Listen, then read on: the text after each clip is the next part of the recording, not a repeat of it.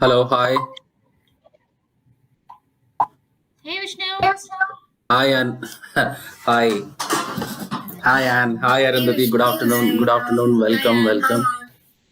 How are Yeah, you? hi. Good, how are you? I'm good. I'm good. Thank you. So, yes, I think we are live. So, so let's start the session now. So, I'll just start off with a brief introduction. Good afternoon, and good morning, everyone. Welcome to the seventh episode of SCT North America's podcast. നമ്മളിവിടെ ചെയ്യുന്നതെന്ന് വെച്ചാൽ നമ്മുടെ alumni ഈ north അമേരിക്കയിൽ masters അല്ലെങ്കിൽ H1B job കിട്ടി north അമേരിക്കയിൽ വന്ന് നമ്മുടെ കുറച്ച് അലുമിനൈസ് ആയിട്ട് കണക്ട് ചെയ്യാൻ ശ്രമിക്കുകയാണ്. So every week we been talking to one of our alumni for about half an hour on this platform. So we are on to our seventh episode today, and today we have with us Arundhati, who is a 2019 pass out, right, from SCT, and she recently completed her masters from University of Southern California in computer science, and she has joined Qualcomm. She is working as a software engineer at Qualcomm. So yeah, welcome Arundhati to the podcast, and also we have Thank our you. regular face Anne with us. Anne is joining us from Toronto, where she is working with the Nissan Motors America. ഞാൻ Dallas എന്ന് വിളിക്കുകയാണ്. ഞാൻ ഡാലസിൽ supply chain ഇൻഡസ്ട്രിയിൽ work ചെയ്യാണ്. I passed out in 2012 from SCT. Then I've worked for a few years. Then I came to the US. I just finished my master's in supply chain, and I'm doing my job as a supply chain consultant here in Dallas. So yeah, welcome everybody to the group and to the meeting. It's nice to meet you, Anthony. I think already Vishnu gave a very good introduction on who we are and what we're trying to do here. So why don't you start by letting us know? I know we know a little about what you did in SCT, what you did in the master. So why don't you just give us a quick introduction about yourself from your side? Sure. Thanks, Vishnu. Thanks, Anne. And I think I should thank Atul also because he took all the initiative to reach out and connect and coordinate everything. So thanks, Atul, as well. Yeah, I think I've met both of you once, like when the pandemic just sort of started, maybe in 2020. There was like a whole meetup for people, alumni of SAT who is here in the North America. So it's not for the first time that I'm meeting both of you, virtually though. But a little bit about me. My name is Arundhati Kurup. I'm originally from Trivandrum, born and brought up in Trivandrum. I did my schooling there. Then I joined SCT in 2015 to start my bachelor's in computer science and engineering. And then I graduated in 2019. Then right after that, I moved to Los Angeles, California to start my master's in computer science. And in just like this, we are in 2022 now, but in 2021 I graduated, and I was an intern during the summer of 2020. I was an intern at Qualcomm, working with the Snapdragon team, and I returned back to Qualcomm after graduation as a full-time employee. So currently working as a software engineer with the modem software team at Qualcomm. Yeah, so this is a little bit about what's been happening in the last few years. Yeah, that's great. That's great to hear. I know, yes, and thanks to Atul too. I'm sure he's listening in. So hi, Atul. So yeah, that's great to know, Aditi. So just a follow-up question to that. So, and you mentioned right after your engineering, you decided to go for the higher education. Did you have any reasoning behind why you wanted to pursue masters right away, or how did you make that decision? Right. So I really wanted to come to the United States for my undergrad as well. But then that was sort of very stretched timeline, I think. So I thought, okay, maybe I could just coast it out and then do my bachelor's in Kerala. And I think like even during the first year, I had in mind that I would be doing my master's right after my bachelor's. I did not want to take a break and then go to go for work in between and then go. Just wanted to finish this off like in one stretch. So for doing that, I guess you should have some sort of a planning beforehand, because it's a huge decision. be it financially, be it in terms of uprooting your whole life from one place to another. So it was a really huge decision that I had to take, but I was sort of prepared that I would be eventually doing it. So yeah, so 4 years at SCT sort of prepared me for what's up ahead. The support system has been incredible, like the professors and even the peer group and the connections that I've made in those 4 years. So definitely that's been a huge factor, I guess, in my success as I continued my journey into masters. Yeah, but again, yeah. So I guess maybe you might be asking me a few questions like, how do I find the education system in India versus like the one in the States? So that's a little different. So yeah, I think I got both flavors of it. So I'm really happy what I've been able to do in the last few years. That's good. That's good. Because we do see a mix of people who are we talk to. So there are people who do consciously try to get work experience back in India before they pursue masters, and then there are people like you who have already decided that right after your undergrad you do want to do the master. So that's everything somebody can actually think or connect with you or So other yeah, people who have done otherwise to understand what's best for them. What do they want to do? Do they want to absolutely. work and then go, or do they just go right away? So these are different options people could pursue, but it's good to hear both sides, right? So yeah, thanks for that, Arundhati. I'm sure Vishnu have some follow-up questions to that. Yes, so I think we've been doing this for the past 5 6 odd weeks. So we kind of have gotten into a habit of asking the same questions to people. So we have a list of questions. But then, I mean, as a person, I mean, Arundhati, how has the movement to US changed you as a person? So have you? I mean, US obviously coming to the US involves a huge risk both financially and career wise. You never know whether you will get an H1B sponsorship or you will get a long term career prospects in the US. So how has the move changed you or made you a little bit more bold? Because normally people are not that ready to take risks going to a new country, whether it be for masters or for a career. So how has this entire experience shaped you up as a person? Right. So I think it would be fair if I start from undergrad, like what decisions made into at that time that sort of developed into me sticking with my plan of doing masters. Mm-hmm. So I guess I still remember one of my friends telling me like your experiences are a function of your exposure. So the only thing I was focused on at that time was getting exposed to new things and new opportunities and new challenges. So even during undergrad, I was really active in the whole technical space in campus, trying to come up with new events or like forming new clubs for supporting peers and then sort of building things together. And even like something like women in engineering, where we have a support group for girls who are trying to make their way into technology. So I was able to do a lot of interesting things while in college, and that sort of opened up a whole new set of opportunities. So during my third year, I got a chance to go to Singapore on a fully funded scholarship to undertake research. So it's at that time that I realized research and working in like a world class university, what it feels like. So I really wanted to I was sure I really wanted to pursue this track a little bit more. So definitely maybe doing a thesis based masters or even like a research assistantship or something that would be helpful. So I guess during third year when that happened and the kind of learning that I've had from that internship in Singapore, that sort of helped me to finalize that I'm going to do masters, and research is something that I want to try, and definitely the exposure part of it as well, because you're working in a world-class laboratory with like amazing people, researchers, and reading the cutting edge like research papers and everything. So then I came back, and then we had this finally a project which was a huge thing, and I guess the that year we enrolled our project into a national project contest, and that came as the top winner. And so these sort of small experiences where you are recognized for the hard work that you put in, and what you can do with the things that you built. So this definitely pushed me to strive for more, and that was the same time I was applying to universities abroad.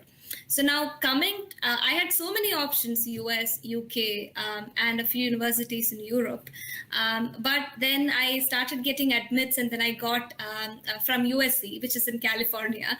So I guess for somebody who is so passionate about technology, California is definitely like a good choice, because the kind of people that you run into here, or they're really interested, or rather in this space. So I didn't want to not take that up on. So I chose USC among all the other admits that I got. And once I came to USC, although we say that the learning here is more practical and application oriented, I actually got a feel of that when I started studying. Because I remember in undergrad, we had about 40 different courses across 4 years, mostly theoretical and a few other lab courses. But once I started at USC, I realized it's not the number of courses that you take. The depth in which that each course actually takes you, that was really, really different. And also the diversity of courses. I got to take some really interesting courses at USC. One, for instance, would be I got to work on a project with the Department of Defense. It was an AI-based project where the US DoD, one of the battalions in the US DoD, was a client. So we were developing a tool for them. So this sort of exposure was unparalleled, for somebody trying to break into the space. And also I got to, and all the professors were leading their labs, and they were publishing research papers annually. So whatever research was coming out of their lab was very, very, very, very cutting edge. And for somebody like me, who in India sort of grew up learning and reading their papers, actually finally getting to meet them and working in a lab that they run, that was also very, very different. So so these were a few of the things that I am so glad that I could be a part of. Right. It's actually quite amazing the kind of funding people get here. I mean, especially the research professors that get funding from. For example, we had a professor here in UTD who last year he received a funding of 5.1 million from the US Navy. There is a lot of funding happening in the US, and hence, people are more inclined to take up research fields in their area of interest for masters and for PhDs. So I think, that's something really interesting that we don't get to see much of in India. True. True.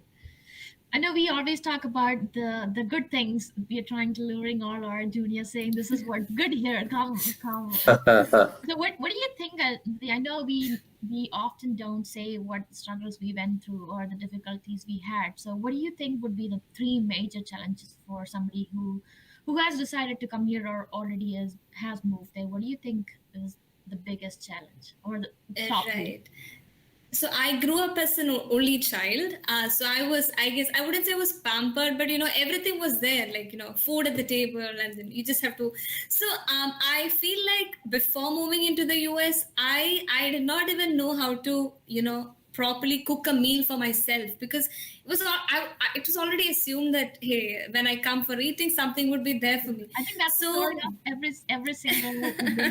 I agree with that. Probably, right? So I guess I really wanted to stay out, because I wanted to learn all this, because I knew being at home, I would just go with the same old patterns. But then actually moving away, now I do everything, right from cooking, cleaning, everything. So that I feel these are survival skills, and these are sort of you have to pick it up sometime or the other. So So during grad school, without knowing, all these things, initially I found it a little difficult. But then again, like the technology has made it so seamless. I could just call my mom and then, ask her, hey, how do you make this or how do you do that? So yeah, so the initial few months were a little difficult, but then you sort of get used to it, and you have to. You don't really have a choice. Absolutely. And Absolutely. I guess the second struggle I would say is within 6 months into my a course, pandemic happened. So it was a very difficult time. Things were really uncertain. You didn't have any clue about what was going to happen, and job market was also unpredictable. Like everything was so new. So coping with that has been difficult as well. But then again, like you strike up good friendships, and those friends become your family, because when you're when you're away from home, then you need a support system. So that's been very pivotal, I would say, in staying sane through these difficult times. And the third would definitely be adapting to the I would say like, for example, be it campus placements. Like in India, I've my friends from my batch, we have a dedicated cell called as a career guidance and placement unit, where the officers would sort of bring in jobs or bring in representatives from these companies where they would interview. We don't have anything of that sort. We just have to go out there, talk to people, put our resumes, just march right ahead, and then, hey, this is my resume, could you take a look at it? Reach out to people on LinkedIn, and then strike up a conversation, apply online. So these were all new, and I hadn't gone through that placement process while in college, because I had made up my mind that I was applying to universities abroad.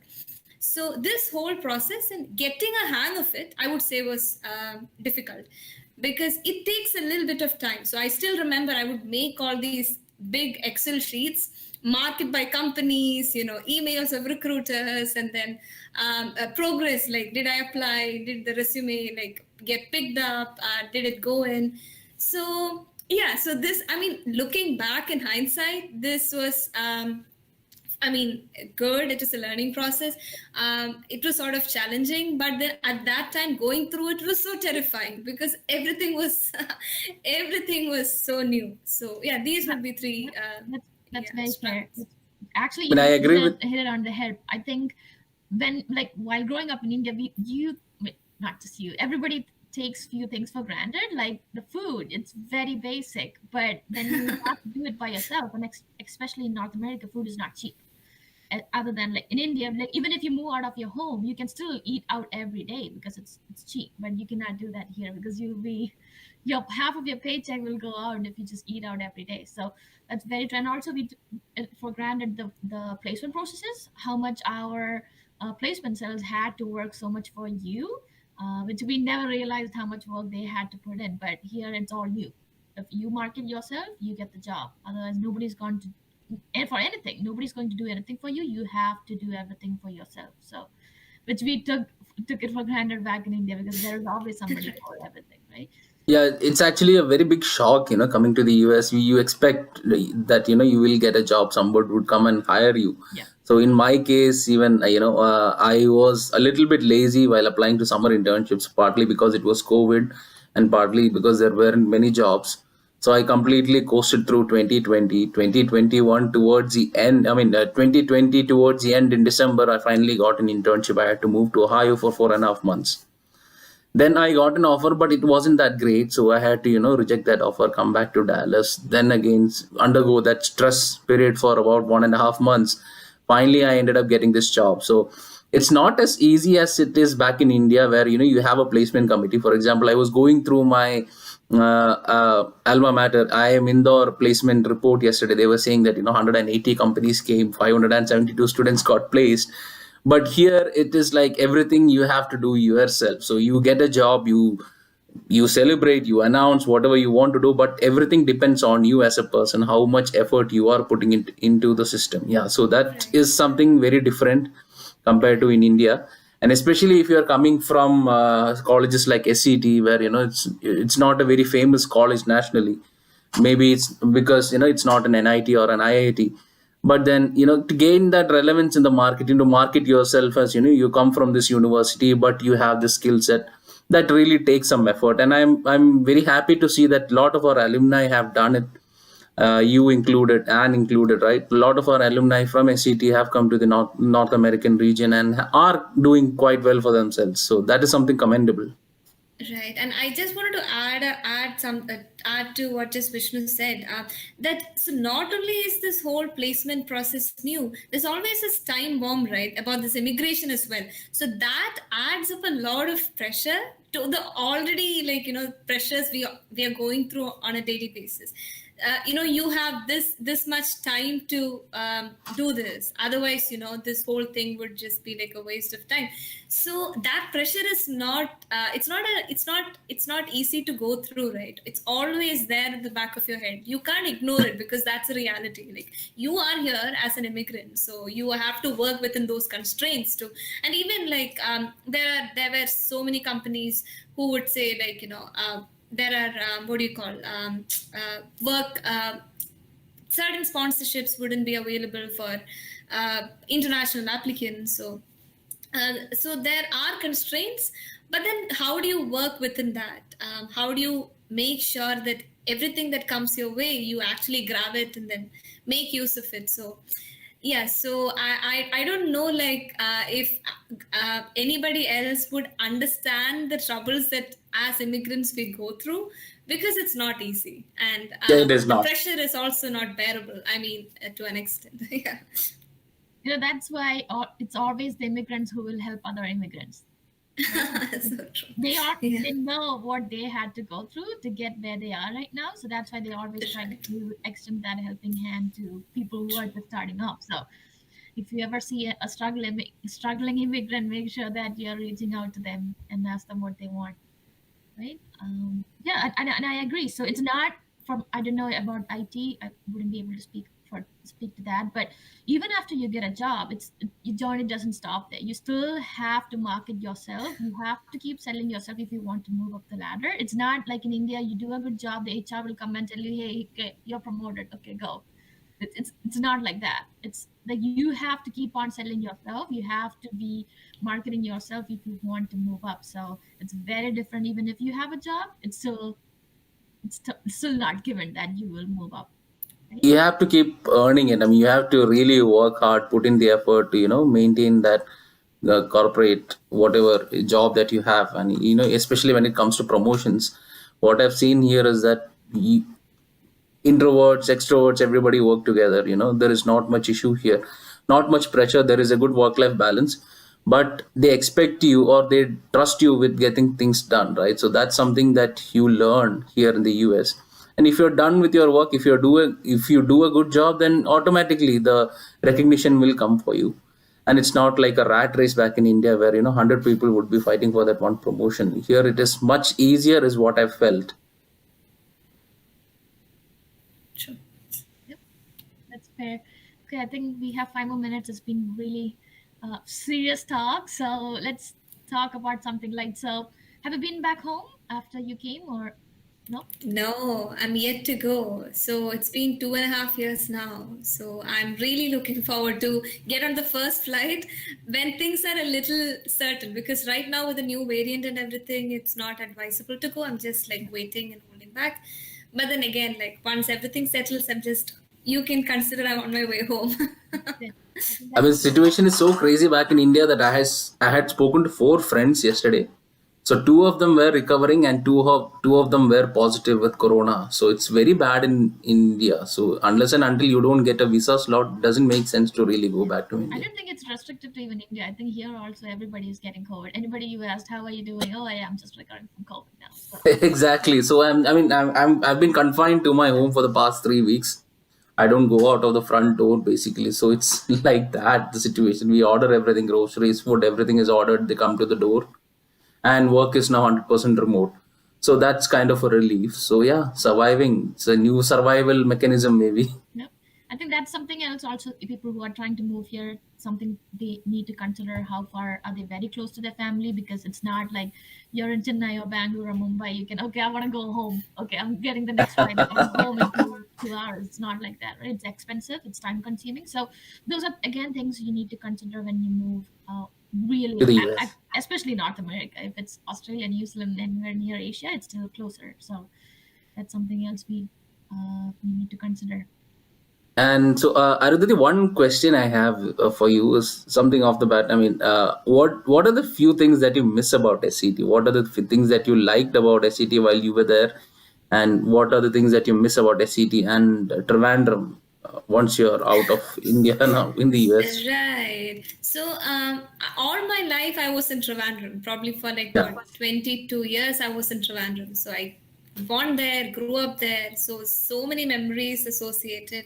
I mean, I love the city as such. Not just because I was probably like I grew up there, because there's so much happening all the time culturally. I mean, on Sundays we used to have this whole. Not sure. Are you guys from Trivandrum? Like both of you? I am. I'm not. Yes, Okay, okay. Oh, okay. So there's this whole avenue called Manaviyam Veedhi where every Sunday they have cultural performances. So I was a constant like visitor, and there's so many like places, spots like libraries and everything that every weekend that's a place you would go to, the museum. So I mean the place is so close to my heart. And apart from that, yes, family. And I mean food, and I mean now that you miss it, now you realize how much value it had, because if it's given to you every day, you really don't realize the worth of it. So now I sort of understand like how much that's all close to my heart. And coming to SCT, definitely like the support of my professors and peers, because they are so entrusted in I mean, they want you to succeed. So even when I was applying for universities, I still remember I applied to, I don't know, maybe 13 or 14 universities, and my professors had to give me letter of recommendations for these. So I had to submit, I guess, some 40 letters of recommendations to like different universities. So they never said no, they were just there right with me every step of the way. And I mean the other activities, like your normal cultural activities that SCT has, and the spirit of the college itself. So that's definitely something that's hard to compare. so one thing that most of our previous podcast, guests have mentioned missing is the chai kada in front of the main building. Under that tree, everybody says that we miss the chai kada. So, were you a studious type, or were you, the one who would, go out in between classes to the chai kada, have a chai, or maybe bunk class, go for a I movie? was very much the studious type. Yeah. No. Yeah, Nice. very rarely I would be near around that area. Right, right. And how was life in San Diego? How is the weather now in San Diego? How do you like it? Yeah, unusually it's a rainy day in San Diego. I mean, you wouldn't find these rainy days normally. So today it's been raining. But yeah, San Diego is a really beautiful city. Right. Pacific Ocean just stretched across. And yeah, I mean, and the place I stay, it's mostly a residential area, office goers, so the crowd is nice. Yeah, and then I have a lot of friends, all new hires for Qualcomm, so we meet up, and then and Qualcomm has been doing a lot for, I mean, connecting the people who just joined the company in terms of organizing meetups and parties and Right. everything. So But everything that's has gone virtual, right? sorry. Everything has gone virtual right now. Yes, we are working virtually, but then you can voluntarily go into the office if you want, just to I have see. access to your desk and everything. And have you gotten your COVID booster yet? Yes. I managed to get one in December. Yeah, so That's wonderful. So yeah, I guess we are done with the 30 minutes of interaction for this week, and I would like to know your experience, Arundhati. How was it coming on to the show? Speaking to us about your experiences. yeah, absolutely. I really appreciate that initiative that all of you are doing just to connect, because I know it's not easy to Yes. connect with people and Yeah. schedule, and and make yourselves available for this. So really, really happy to see that this is being organized. And I also love the fact that this is archived. So anybody can, go through the archives or the playlist and sort of get the play, videos and play it back. So very nice to see that this is happening. Yeah, and hopefully we'll have more people join this initiative. Yeah, our interim absolutely. target is to reach about 15 to 20 episodes. We have people lined up to reach up to 15 to 20 episodes, but we are also relying on alumni like you to, network and bring us more people who can come on board as guests and, speak to us for half an hour every week. So I believe you do have a few friends of yours from your batch who are in the US. Um, I I don't think I know anybody from my batch in the States. But I do know like a junior, and I can also give you a name of my senior. I guess he passed out in 2015. Yeah, 2015. Yes. So can you do us a favor? I mean, can you talk to them and can you give us a referral, bring them on board to the WhatsApp Sure. group so that we can schedule something for the coming month. Sure, absolutely. I'll be happy to do that. And I would like to take this opportunity to thank Mr. Atul John, who is not here with us today. He's the mastermind behind Yeah, keep us he's a on track, mastermind. So we are doing what we are supposed to do. So Yeah. He's the mastermind behind this entire operation. So he's sitting somewhere in Denver. He has traveled to meet his wife, who is doing her master's in dental surgery from Denver. So he's in Denver right now. I think he's on a road trip, but he's listening to us live. So Atul, thank you from wherever you are. We remember you. We miss you. Yes, Atul. all right, okay. All right. That's Thank a you. wrap. I think thank you so much, Arundhati, and thank you, Vishnu, for hosting this one. Thank you, Anne, especially for coming on board and co-hosting this session. And thank you once again, Arundhati, for being our guest today. Really appreciate you taking your time out for this. And we as an entire team wish you the best for your career ahead in Qualcomm and wherever your career takes you. Thank you. Thank you. Thank you, Vishnu. Thanks, Anne. Thanks Bye. for having me. Bye. Bye.